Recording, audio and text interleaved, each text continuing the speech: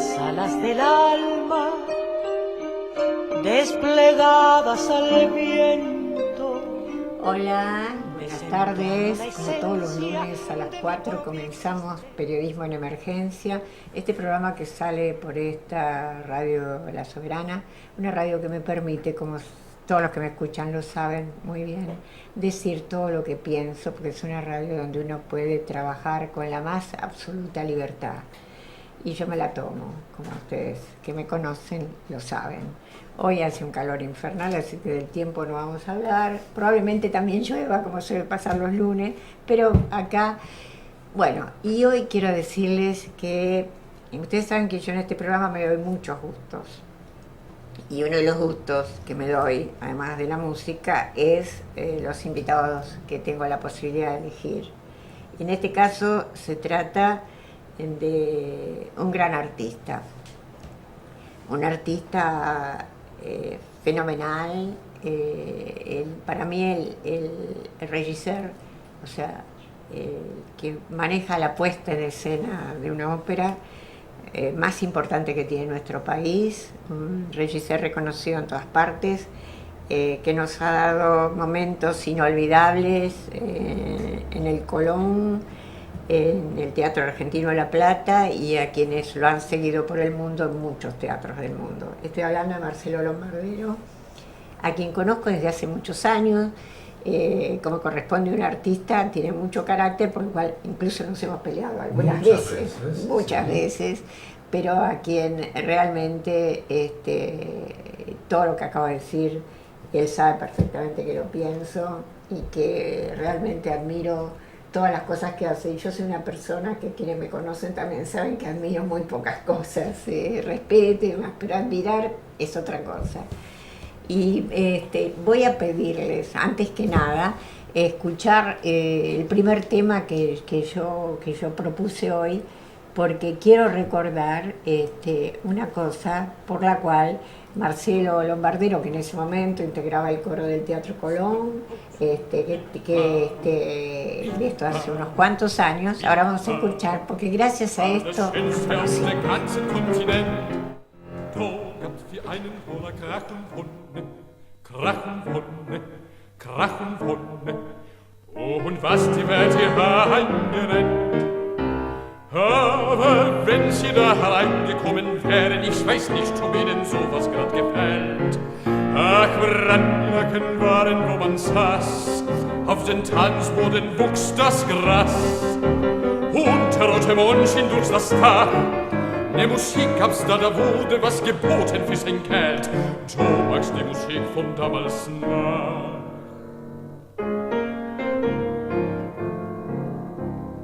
Alta Bilbao. Esto eran canciones de cabaret, un espectáculo que se hizo en Margarita Xirgu. Exactamente. Y que fue tan fantástico, tan convocante, que me acuerdo perfectamente que todos los sábados iba Víctor Hugo Morales a verlo, y creo que ambos dos nos conocimos mucho con Víctor Hugo gracias a canciones de cabaret. Sí, un espectáculo, el disco es del año 98, el espectáculo lo arrancamos en el 96, una puesta en escena de Alejandro Ulloa, una idea de Alejandro Ulloa, con Graciela O'Donnell, Susana Moncayo, Diana Schneider, y también el asesoramiento y la colaboración de dirección de Oscar Araiz en el foyer del Margarita Xirgu, que se reabría. Y Oscar era asesor en el Margarita. Oscar era director. El director de Margarita Xirgu. Junto con Roberto Traferri, sí. Bueno. Y fue una época maravillosa del Margarita Xirgu. Nosotros hacíamos 2 funciones diarias, en horarios muy raros, a las 7 de la tarde, que era raro para esa época.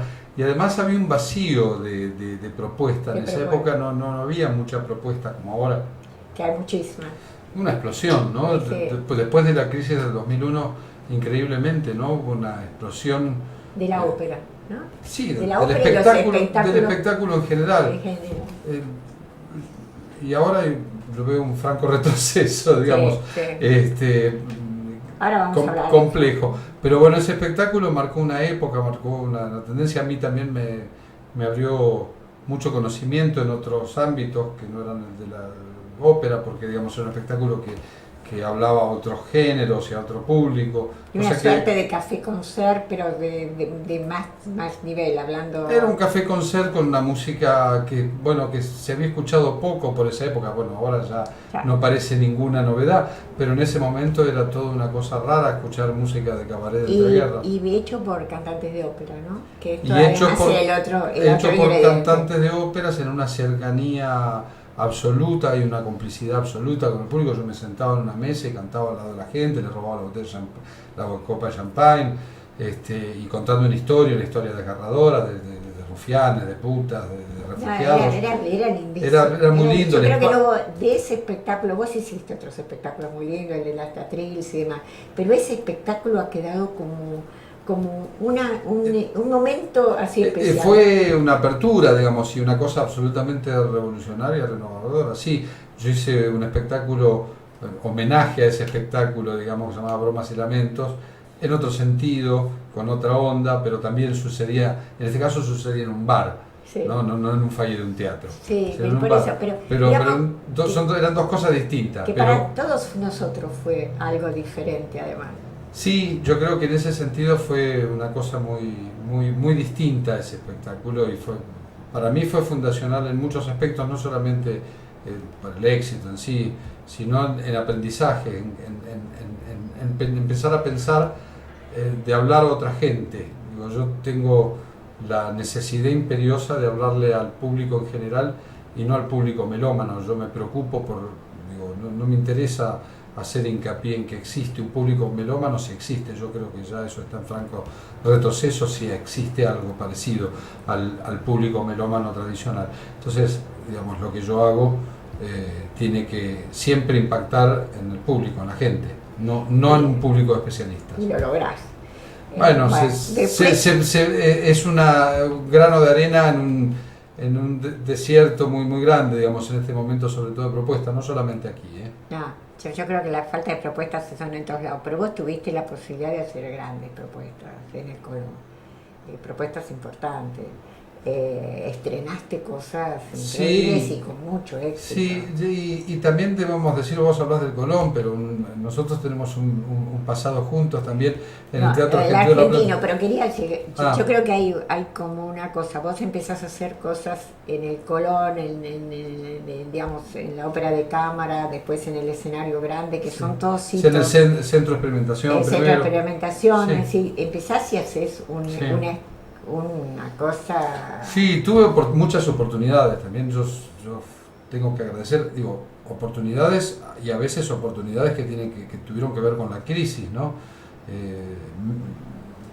Cuando ustedes se quedaron sin el teatro, sin el exacto, Colón, exacto. Y empezaste a hacer, en el Coliseo hiciste unos trabajos. En el Coliseo, hiciste unas puestas increíbles. Hicimos, a ver, nosotros, si vos te referís a mi pasaje por la gestión de la dirección del Teatro Colón,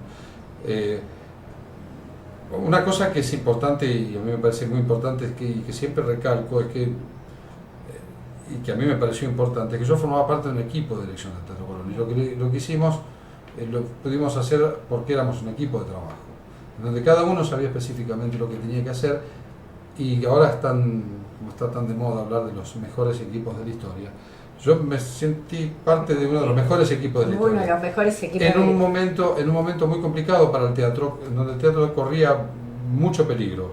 Yo creo que estamos en el mismo momento, en un momento distinto, pero que, digamos, es igual. Después vamos a hacer un paralelo se corre riesgo. Pero bueno, nosotros llegamos, y hablo en plural no como Maradona ni como Julio César, sino porque me considero de que formé parte de un equipo que hizo que esto, hay que nombrarlos, estaba conmigo Leandro Iglesias, estaba conmigo Stefan Lano, el director musical, estaba conmigo Salvatore Caputo, el director del coro, estaba Raúl Candal en el ballet, Oscar Araiz en un momento, incluso el equipo Aldo Formento, gente profesional de la administración del gobierno de la ciudad, de la municipalidad de la ciudad de Buenos Aires, que también es muy importante, un equipo en serio que en el momento en que el teatro estaba primero en una grave crisis política y financiera, producto de enormes históricos conflictos, y además de eso con un problema en el futuro inmediato, que era el cierre del teatro por las obras. y no había nada pensado de qué quisiera esas 1.200 personas, 1.100 personas que trabajaban en el teatro en ese momento, hicieran durante el tiempo que el teatro estuviera cerrado.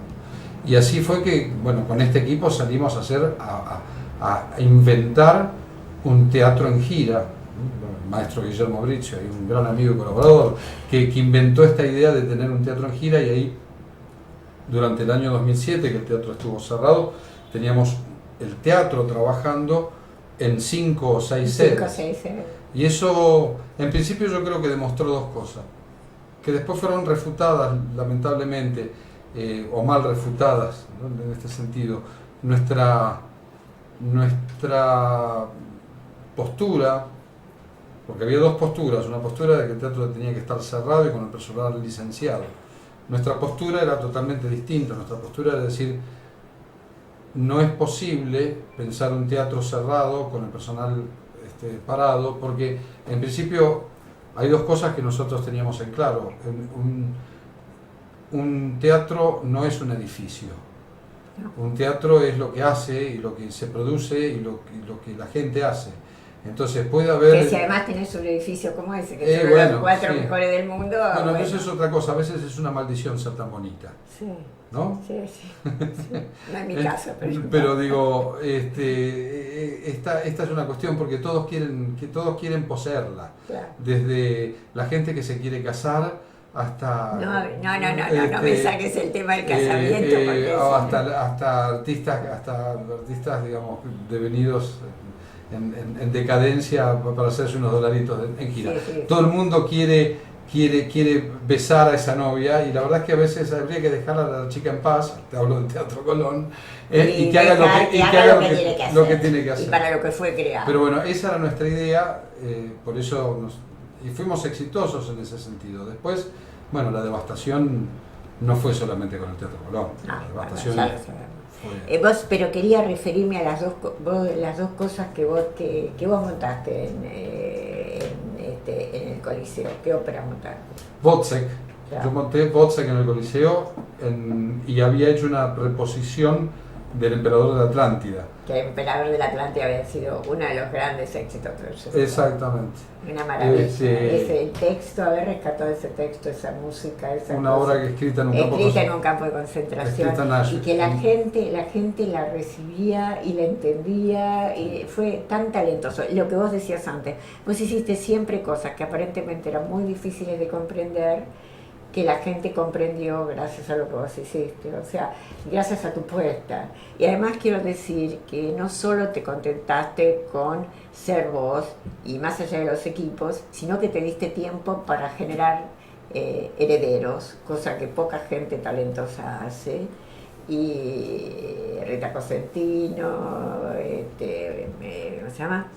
Y Pablo Maritano, varios, pero te conozco algunos y sé lo que han hecho y sé lo que vos les diste, y además no hay que olvidar que gracias a vos, tal vez el mejor para mí director de orquesta que tiene nuestro país, que es Alejo Pérez, gracias a vos pudo hacer todo lo que hizo en el Teatro Argentino y poder, alguien que es reconocido en todas partes del mundo, que el Colón nunca lo contrataba, ¿viste? Y bueno, esos ninguneos hacia la gente talentosa, que son tan comunes en nuestro medio, porque los que manejan son incompetentes, los que manejan son mediocres, no conocen nada y muchas veces priorizan el negocio antes que nada. Sí, a ver, en principio eso yo creo que Alejo era parte fundamental del equipo y fue un acierto repatriarlo en ese momento. A mí me gusta reflexionar de esta manera, al respecto de lo que está pasando. Yo siempre creo que las cuestiones, tengo un corte ideológico y tengo un pensamiento crítico, más allá de que ahora parece que está fuera de moda de nuevo. Y no puedo no sentarme... No me digas que tenés una ideología militante, porque es como es casi peor que cuando decían que uno era comunista. Pero ¿viste? es que yo creo que hoy en día justamente ese discurso de la política y es un discurso claramente, y la desideologización, o la supuesta desideologización, forma parte, es una ideología, digamos. Claro, ellos creen que no hay, la gente no tiene que pensar Pero- y tomar partido. Pero no es una cuestión que solamente esté aquí, yo lo veo, digamos, yo tengo la fortuna de viajar por el mundo y ver lo que pasa. Digamos, yo pienso que, digamos, el espectáculo escénico en general está en peligro. Está en peligro porque, digamos, en principio la idea de que el Estado o privados mantengan teatros estatales que eroguen una cierta cantidad de dinero para que se produzcan cierto tipo de espectáculos, no alcanza. Tiene que haber una reconversión en este sentido y la reconversión no pasa por las figuras, ni siquiera pasa por los grandes nombres, porque ya no existen esos grandes nombres, sino que pasa por una revolución que tiene que ver, en principio, con el entorno cultural, la educación, y que además estas instituciones le empiecen a hablar a la gente. Nosotros hicimos una experiencia juntos en Argentina de La Plata, y en el cual comprobamos eso con mucha dificultad, pero comprobamos rápidamente que en vez de insertarnos en lo que es el mundo melómano, este mundo que no se sabe a qué se le llama, estos entendidos, habitués, rápidamente tratamos de abrevar en lo que más teníamos al alcance de la mano en La Plata, que era el público joven y universitario. Y a partir de esa unión entre la universidad y el teatro se generó un círculo virtuoso en donde la base de nuestro público era el público joven. Y llegamos a cosas absolutamente inauditas. Yo creo que yo me sentí, creo que te lo dije a vos ese día, absolutamente satisfecho y ya me podía ir del teatro con claridad. Recién empezábamos casi la gestión. Fue una vez que hicimos una ópera de Wagner que duraba 5 horas, se llama Tristán y Isolda, y que claramente no es un título supuestamente para todo el público, y se quedaron más de 150 chicos afuera sin poder entrar a ver. Pero yo me acuerdo las colas que teníamos de los chicos. Eso, los la chicos, locura. los chicos, Para ver una ópera de Wagner. Además era como eso es lo absurdo de la Era situación. conmovedor, porque venían con el mate en los jotas, porque fue medio para esta época, fue para fin de año, me parece. No, fue para primavera, o septiembre. para primavera. Septiembre. Pero era así ese calorcito raro, los Sí. pibes ya se empiezan a vestir así, Sí. y venían, hacían la cola para ingresar Sí, con sí, el termo y ojota. Y en la última función tuvimos que dejar chicos afuera porque no dábamos abasto, cosa que absolutamente absurda, digamos que chicos menores de 25 años, porque así era la historia, había un descuento Importante. del 90% Hasta el 20, hasta los 25. a chicos menores de 25 años. Y no era si eran universitarios No, o no, era hasta jóvenes, 25 jóvenes. jóvenes. Lo No que había- queríamos era jóvenes. No había ese corte de que si estudiás sí o no estudiás no, digamos, en el sentido, al contrario, digo, mejor. Y además cuando hicimos la experiencia también, Marcelo, compartida, de traer del interior profundo, o sea, de los pueblitos, que hicimos acuerdos con los intendentes, para que de los pueblitos, no le aclaramos a los intendentes, no a los amigos, no a la gente que vive en el pueblo, queremos los pueblitos ignorados que tienen Claro. 30, 100, 200 personas que vengan. Hicimos, la gente agradeció y se sentía Bueno, y entendía por y eso agradecía. me parece que estas instituciones, el camino de estas instituciones es eso, para decirlo de una manera bestial, el presupuesto del Teatro Colón es el presupuesto de una ciudad. Y está bien que sea así, porque el Teatro Colón es una ciudad dentro de la ciudad. Después hay que ver cuánto es ese presupuesto, pero bueno, el presupuesto del Teatro Colón en los últimos 2 años ha sido el presupuesto más alto histórico. El tema es ese presupuesto, cómo es devuelto a la sociedad y a quién les es devuelto. Hay siempre una falsa idea de que si pones un espectáculo popular en el Teatro Colón, vos le devolvés al pueblo eso que eroga. Y es absurdo, porque siempre van a entrar 2.800 personas, con lo cual muy popular no va a ser. Hay que ver a qué le llamamos popular. No, también, porque digo, yo descreo de la música popular hoy en día. Hay muy poca música popular. De hecho, no creo que ni Babasónicos, ni Bob Dylan, no, perdón, no Bob Dylan, digo, me acordé de Bob Dylan por una frase que hubo al respecto de Babasónicos y Bob Dylan, pero eso es otra harina. Babasónicos, ni Cacho Castaña, ni Valeria Lynch, ninguno de esos personajes son populares, no es música popular, no la considero música popular. Pensé que es otra cosa, música comercial, Sí, que es distinto. absolutamente. Que es distinto. Música popular, digo, es otra cosa, es la música que hace el pueblo. Y en este caso no lo hace el pueblo, la consume el pueblo. Música de consumo.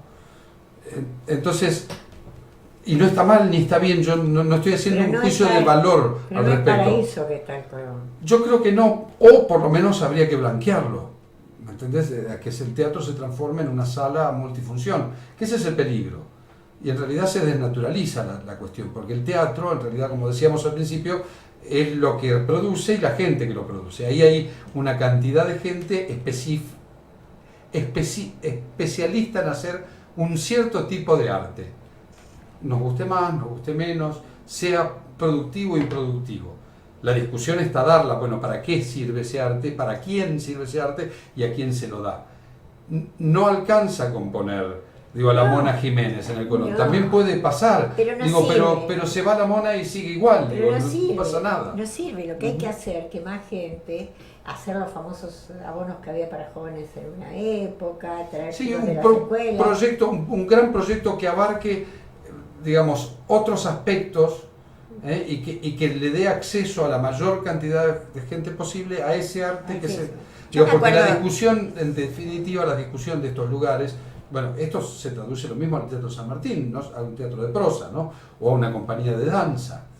¿Para Es quién así. es? ¿A quién se le da? Digo, si es solamente para un circuito reducido de gente, es mucho más barato, de abonados y de público proveniente, le saldría mucho más barato al Estado de la Ciudad de Buenos Aires, al gobierno nacional o al gobierno de la provincia de Buenos Aires, contar a esa gente, que es muy poca, deben ser más de 10.000 personas, les paga el pasaje, los manda a Nueva York, a ver, y sale más barato que mantener un teatro de estas características. Alguna vez a alguien se le va a ocurrir esta idea loca, yo no la acabo de decir yo, lo voy a negar, pero digamos, o sea, no tiene sentido mantener este tipo de instituciones si en realidad lo que se hace pensando en un reducido grupo de abonados. Curiosamente, Sí. en esas cosas que no tienen nada que ver con el teatro, también van este reducido núcleo, porque siempre están privilegiados aún para esa cosa que el Colón no tiene nada que ver. Porque viste que son lo mismo,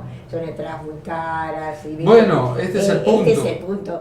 No es buscar una cosa de, bueno, darle una posibilidad. Por ejemplo, si vos querés hacer un recital de cantantes para que sea un espectáculo popular, y bueno, que canten sin micrófono, porque para eso está la sala del Teatro Colón. Bueno, es que sí, Sí, pero también dejémonos de bromar, son negocios. Absolutamente. Son solo, esto no tiene nada que ver ni con que sea popular, son negocios. Son negocios, Cuando decís negocio, pero yo siempre tengo una deformación.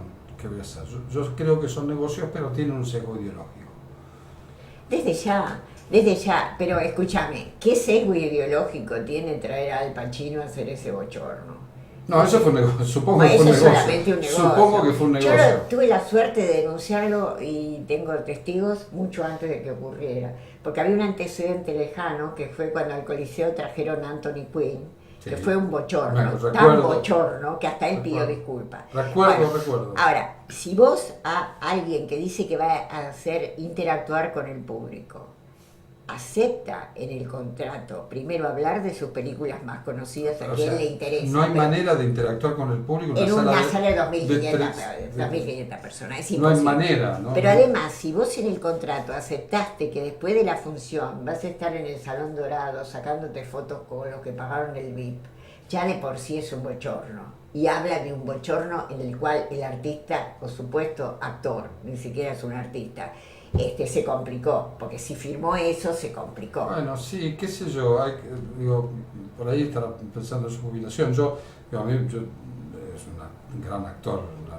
impresionante, Al Pacino. Sí, Digo, pero me le parece hace mucho que era un gran me actor. parece que es una desnaturalización, yo creo que pasa por otro lado, me parece que hay y yo siempre tiendo a pensar bien y creo que hay una confusión al respecto. Yo creo que hay una confusión en entender, en no saber manejar algo que va más allá de esta cuestión. Entonces, digo, la idea de traer estas figuras parece ser que acerca el teatro a la gente. No sé, es un bochorno. No Yo tiene, creo- y es un negocio porque todos los que intervinieron solamente... Pero existe hace mucho tiempo esa idea. Sí, Y pero no es... yo recuerdo un recital de Animal en el Teatro Colón, una banda de heavy metal, que los vitró temblaban. Y absolutamente fuera de lugar, porque en realidad vos estabas escuchando Animal y te daba ganas de bailar y saltar pogo. Ahora no daba bailar y saltar pogo en arriba de las centenarias butacas de la sala. Sí. Digo, no, Pero... mira, y yo lo vi eso, digo, y la verdad es que yo me acuerdo, en ese momento le pregunté a los chicos de Animal, porque estaban ahí, yo ni siquiera, no era director del teatro, estaba ahí. Y digo, ¿qué les pasó tocando esto? Y la verdad es que no la pasaron muy bien, porque digo, es una cosa absolutamente es imponente en el escenario. pero no para una banda de heavy metal. No, pero es imponente aún para ellos. ¿No? Sí, pero, se tiene que haber sentido. pero no ¿qué hago funciona. acá? ¿Qué hago Sí, acá? pero no funciona. Yo no funciona. No funciona. Mira, funcionaría más una ópera en cemento que Babasónicos en ¿Qué va a cemento. hacer? De hecho, lo hicimos. Vos hablás de cosas así que yo me acuerdo que haber cantado en cemento alguna vez, hace muchos años. Pero con Federico escúchame, Clem. yo me acuerdo que durante las dos primeras presidencias de Perón, con el odio que esto provocaba, la central la repartía a los sindicatos. Sí, había funciones, Funciones eso especiales, está en Pero las yo historias del teatro. iba a ver Había- si alguien devolvía alguna y demás, No. cuando yo estaba en la escuela de baile del teatro. Es decir, esto... Había las famosas funciones sindicales. Las funciones sindicales. Sí, y por supuesto hay crónicas terribles de esas cuestiones, porque bueno, muchas de ellas tendrían que ver con la aproximación por primera vez de mucha gente a una sala como la del Colón y al espectáculo, a ese tipo de espectáculo. Entonces, digo, había la gente, vos lees crónicas de la época y decís, bueno, esta gente que viene y que no sabe, que no se aplaude en medio de los movimientos. Bueno, Y hoy en día, ¿cuántas veces hemos estado en una a gran función y aplauden el a eso me refería, que a es eso me increíble. refería. Entonces, digamos, la idea de que existe un público melómano, vos vas hoy al teatro y en realidad te das cuenta que no, que es un público que accede de una manera ingenua al teatro y Sí. que... Pero sabes, a mí una cosa, y esto no creo que suene a elitista, pero nosotros vivimos en una ciudad donde nadie sabrá nunca por qué, tal vez porque hay tanta migración y qué sé yo, uno puede acceder al cine de casi todo el mundo. En Buenos Aires se estrena desde cine iraní, cine checo. Hay una tradición. Hay una tradición. Es una ciudad donde realmente hemos visto y tenemos la suerte, hemos visto a todos los grandes casi del mundo. Yo voy a decir algo, yo soy del interior, yo nací en Paraná y también tuve esa oportunidad. Vos viste, bueno, pues, Yo vengo de ahí, digo... y muchísimos artistas vienen de del nuestro interior. interior. Bueno. Digo, es un país que en apariencia hay, en principio, un gran interés por la cultura. Un gran interés, que de la gente por lo menos. Va. Es un país donde, y esto hay registros de que esto ocurrió así, hace muchos años venían al Colón, haciéndose los artistas que venían al Colón, porque les gustaba venir o le habían oído hablar de esa sala, cruzaban en barco. Sí, bueno, había una bonanza económica también, una decadencia en Europa. Fue un momento histórico muy interesante. Muy interesante, pero vinieron. Absolutamente. Y Vinieron. pasaban cosas increíbles. Mira, el otro día yo estoy por estrenar en marzo un espectáculo del padre de la ópera, que se llama Claudio Monteverdi, que fue el que inventó este género. Vas a estrenar la Se coronación llama de La Hipopea. Coronación de Hipopea, que es una ópera de este compositor que nacía hace 450 años. Esa obra estuvo perdida durante siglos, se reconstruyó la partitura en 1903. ¿Sabes cuándo se estrenó? Se reconstruyó la partitura en 1903 y se estrenó en forma de concierto en Londres en 1903. ¿Sabes cuándo se estrenó en la Argentina? En 1913. ¿Sabes dónde? En el Gran Espléndido. Y sí. En la Scala de Milán, esa obra se estrenó en 1935. Y no me extraña. Y en la Ópera de París en 1972. O sea, estamos hablando, ¿me entendés? O sea, Pero, en la Argentina se estrenó en 1913. Bueno, yo que voy al teatro, es decir, yo que voy, bueno, en el Colón fue mi casa, como decía, te decía el otro día, pero yo que voy al teatro, a ver teatro desde que era adolescente. En Buenos Aires se estrenaba prácticamente simultáneamente. Se estrenó el teatro de Jean-Paul Sartre, se estrenaba el teatro de Albert Camus, todo el existencialismo se estrenó Todo. simultáneamente. Sí, sí. Las obras de Giraudoux, todo el que no era Brecht. Paul Claudel, Brecht, viste, siempre. Brecht en el Lift, después el Teatro del Pueblo. En todos Sí, lados, sí. en todos lados. Sí, sí. Entonces, hay una, y acá, en esta ciudad, tan maltratada por los que la dirigen, y desde hace muchos años, salvo excepciones, acá la gente nuestra hizo popular en el mundo, porque acá fueron populares, Federico Fellini y Ingmar Bergman. Sí, claro. En la Argentina, en Buenos Aires, fueron primero populares. Y Absolutamente. hacía colas la gente para hablar. Absolutamente. Bueno, entonces, el cine ruso acá tenía un éxito. Pasaron las grullas, creo que nos mataban. Como por la- 70, sí, como eso 70 ahí. Era una cosa impresionante. Entonces yo digo, esto de traer a un señor que se considera famoso en el mundo a un lugar como el Teatro Colón, Es que ahí- es como, ¿sabés qué? Como creer que somos indios que nos venden Pero es el que de hay, colores. es que hay una confusión muy grande que es... pero por eso yo creo que siempre tiene un rasgo Creo que es ideológico. ideológico. Digamos, si vos, Desde la no si vos ideología. tenés un espacio en donde privilegias la producción propia o la compra enlatada. Ahora me contaban los Digo, chicos, eso me parece que el principio es lo fundamental. Pero Si la producción que vos validás es la que vos haces, la tuya, y esa producción tuya es la que sale Hacia afuera, afuera. pero primero es tuya, o tenés un carrito de supermercado, una chequera grande, vas y comprás y traes, y el tema que cuando comprás y traes, acá en realidad no queda nada, porque vino y se fue. Y acá no Solo quedó absolutamente que nada. pagamos un alto costo de traslado, un alto costo de barco, Pero sobre todo despachante. el alto Pero costo- sobre todo, ¿sabes qué? Que nuestra gente está sin hacer nada. Ese es el Porque punto. están vacíos los talleres, porque el año que viene casi todo es una coproducción traída de afuera. Sí, están vacíos los talleres, está la gente sin trabajo y está la cabeza sin La trabajo. cabeza sin trabajo, toda esa cabeza que actúa. Estamos sin hablarle a nuestra gente. Estamos cerrándole, este es el punto, y no me parece que sea un problema solamente del Teatro Colón, es un problema, por eso me parece que es de sesgo ideológico y en este momento es así. Yo tengo una sensación bastante pesimista en este punto y que tiene que ver con un tema generacional. Yo me siento muy mal en términos generacionales. Yo tengo 52 años y por supuesto la generación que está en la conducción de este país es la mía. Y yo conozco muy bien ese rasgo, ese corte generacional, y a mí me da mucha tristeza porque nosotros, mi generación, que es la que debería estar pensando en el país del futuro, deja mucho que desear. Somos los que somos, lamentablemente.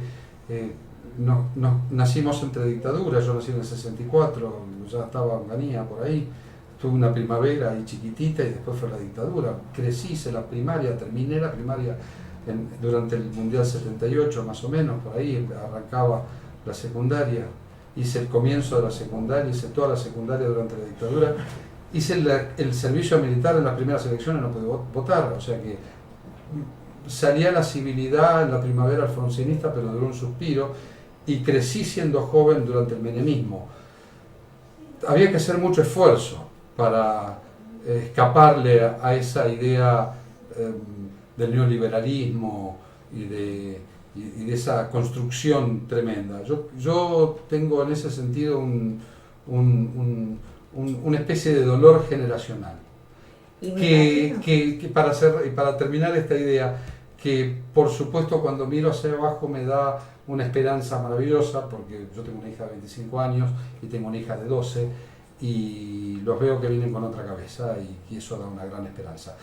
Pero yo tengo en principio en mí un dolor generacional muy fuerte. Bueno, pero vos no sos así. No, pero formo parte de un colectivo. Yo hay absolutamente, mucha gente que no es así. absolutamente. Mi hija es de tu generación. Absolutamente. Y no es así. Pero los emergentes siempre son los emergentes, pero el colectivo, y de hecho lo veo a mi entorno, digamos, con esto no quiero decir nada, ni estoy tirando abajo nada, pero digamos, en ese sentido, creo que yo soy un tipo muy crítico, en ese sentido, adhiero al pensamiento crítico, creo en el pensamiento crítico, creo que el pensamiento crítico nos hace mejor. Detesto el pensamiento optimista, absurdo, lavado. Lo estoy diciendo con conciencia de palabra. Tenemos una clase dirigente, una clase política que nos invita a dejar de lado el pensamiento crítico y abrazarnos a la pavada y al optimismo vacío. Yo creo que justamente al revés, más pensamiento crítico, más pensarnos, más autocrítica es lo que nos va a sacar adelante como personas, como seres humanos y como colectivo.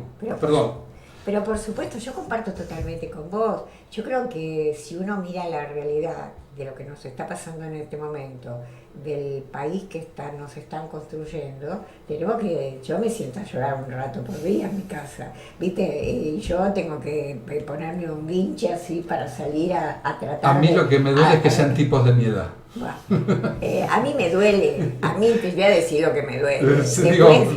Además, digamos que para mí es un agravante en ese sentido, y lo entiendo, lo entiendo por esta cuestión. Me he parado a mirarme en algún momento y lo he pensado así, digamos, era difícil que en nuestra generación, claramente hubo puntos de escape, pero vos hablabas del pasado glorioso de la Argentina y pensaba en la noche de los bastones largos, pasaba en la dictadura, o sea, nos pasó una topadora, después nos pasaron los 90, nos pasó una topadora. Después, yo no trato de no ser muy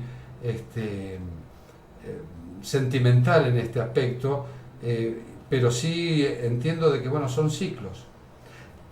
Para sacarlo un poco de acá, porque si no estamos mirando siempre el microclima y parece que nos miramos el ombligo. Yo tengo una sensación similar en todo el mundo. Vos sabés que hay desapariciones, y en el ámbito mío lo hablo, en el ámbito de la cultura musical y teatral.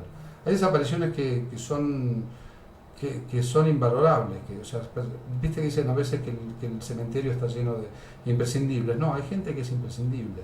Hay muertos que han pasado en los últimos años, que han cambiado el destino de países, del mundo, y en el terreno mío hubo una desaparición hace 5 años atrás que fue devastadora. Gerard Mortier, vos lo conociste muy bien, y una persona, Gerard Mortier era un belga que pensaba el espectáculo teatral, pero en realidad lo que pensaba era lo que iba a venir, no lo que estaba pasando y cómo continuaba esta cuestión y cómo se resignificaba. Bueno, la desaparición de Mortier vino a coartar esa posibilidad porque arrancó con una crisis que es global. Los artistas hoy no estamos hablando, no hablan los artistas, hablan los funcionarios, hablan los burócratas. En los teatros hablan funcionarios y burócratas, no hablan los artistas. El discurso está vaciado de arte, está lleno de burocracia, pero está vaciado de arte. Bueno, yo te voy a decir, Marcelo, que yo soy mucho más, ¿cómo te voy a decir? Mucho menos optimista. Vos lo reducís al ámbito de los artistas. No, yo me refería a ese pequeño mundo, porque me parece que si uno habla, cuando tiene que hablar, habla de su mundo y habla del resto, ¿no? Yo tengo la sensación muy desagradable de que en todos los ámbitos los que manejan no son los que saben. O sea, los que están comprometidos y saben de algo. O por lo menos saben de otra cosa, no de eso. No saben de lo que tiene que ver. Yo doy siempre un ejemplo y no me canso de reiterarlo. Siempre, en todos los lugares, y esto es internacional, la reunión en el diario para decidir lo que se hacía era una reunión de sumario. Hoy eso se llama reunión de blanco, es decir, algo que hay que llenar. Una cosa de sumario era ideas. La reunión se llama de blanco, es algo que hay que llenar, no importa cómo, en definitiva. Bueno, es una cuestión de de falta de contenido y Porque una cáscara. El que maneja no sabe qué tiene que hacer. El edificio o la producción. La producción. Es eso. Entonces, y además yo creo que de los 90 para acá, todos han trabajado muy eficientemente en luchar contra las ideologías. Y al luchar contra las ideologías, estoy hablando del mundo, no estoy hablando de la Argentina. Si vos ves, vos hablás, bueno, murió Gerard Mortier y no hay reemplazo. Pero en otras décadas, mucho más complicadas, había más gente, había más filósofos, había una corriente filosófica, había corrientes de pintura importantes, había corrientes... Esos trabajos grandes... Yo tengo una teoría al respecto. Yo creo que las redes sociales han hecho, por lo menos por ahora, han hecho estragos en la creatividad.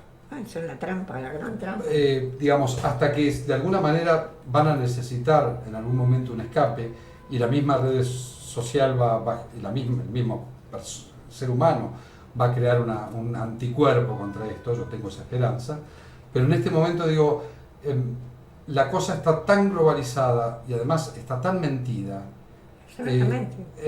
que, digamos, estas redes sociales en donde parece que todo está bien y todo es cool y mostramos un ala tan falsa de nosotros mismos y del resto. Y además totalmente salteó la barrera de lo público y lo privado, que es otro peligro grande. Sí, y sobre todo dónde está la ficción, dónde está la virtualidad, dónde está la realidad, que es algo en lo que en los últimos años yo, desde mi obra he intentado hablar, ¿no? Es algo que está presente siempre en mí, en mis producciones y demás. La Carmen tuya, hablando de esa Carmen, realmente, bueno, ahí había un mensaje muy claro, la violencia contra las mujeres. Sí, no, y en Don Juan el uso de las redes sociales y de la imagen pública, o en Parsifal en donde el mal estaba representado por el manejo de la información, sí. ¿No? El jardín de las delicias, el jardín encantado, no era un jardín encantado en sí, sino era un jardín cibernético. Entonces digo, esa preocupación yo la tengo. Yo creo que en algún punto me parece que esta falta de escuelas, esta falta de manifiestos, es algo que se siente, que sí, está faltando, sí. Y hay una banalización de todo. Y sí, yo igual... No sos alguien que igual, está... Pero además yo lo veo abajo, mira, yo por suerte, yo tengo la suerte de tener dos hijas chicas todavía, una joven y otra preadolescente. Y ambas dos en sus cosas, por supuesto, familia de artistas están condenadas, o por lo menos a consumir arte y a ver arte, y de abajo, o sea, digo, abajo viene algo que está creciendo muy interesante. Esperemos que sí, yo también confío, pero no puedo juzgar por mi familia, porque también es una familia donde la discusión es constante, completa, se discute política, se discute de arte, se discute, yo como siempre digo, tengo la foto de mis nietos, vos la has visto en mi escritorio, que Marco, el más chiquito de mis nietos, está en la escalinata de Colón con un chupete en la boca. Viste, han ido y visto todo, y han leído todo, pero es acá, o sea, que acá hay, no lo mismo en Europa, increíblemente, no lo veo. En Iberoamérica, sobre todo, yo veo una juventud muy interesada, muy con ganas de romper estos códigos y romper estas barreras. Digo, es muy difícil hoy, la seducción y el sex appeal está la oferta es imposible de negarse. Uno sale a la calle y está seducido por el consumo, por la pornografía. No hablo de revistas de desnudo de mujeres, sino la otra pornografía, el derroche económico, el derroche, es perverso. La ostentación. Obsceno. Digo, eso está a la flor de la piel, es una realidad virtual tan fuerte que es necesario generar un anticuerpo, y el anticuerpo va a venir de las generaciones más jóvenes. Digo, yo no creo que las generaciones que vengan se peguen a una pantalla. Va a llegar un momento que se van a cansar de eso, porque eso no conduce a nada.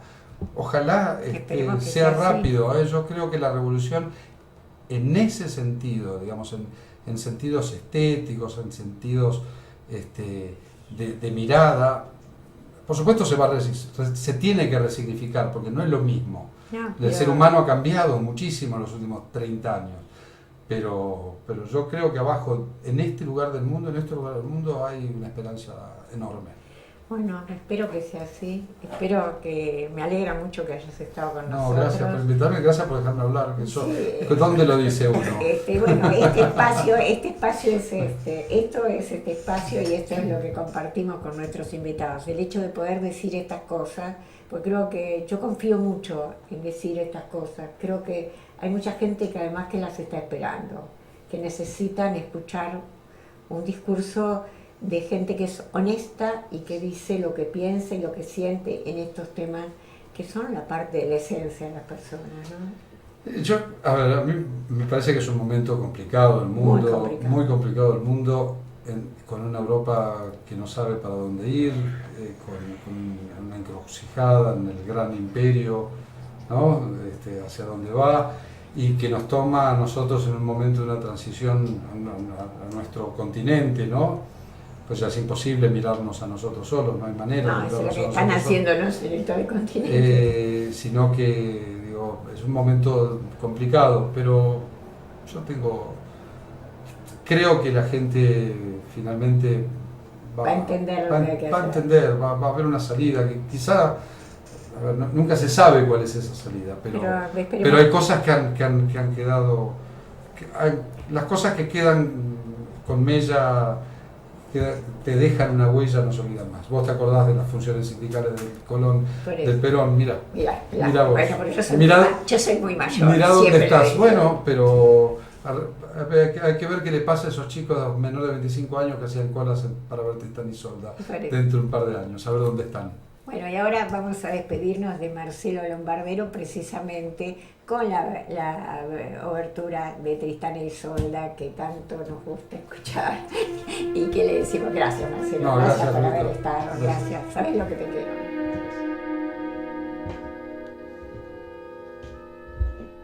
Hablé de Martí para hablar de Néstor, pero lo dije, ya estaba dicho.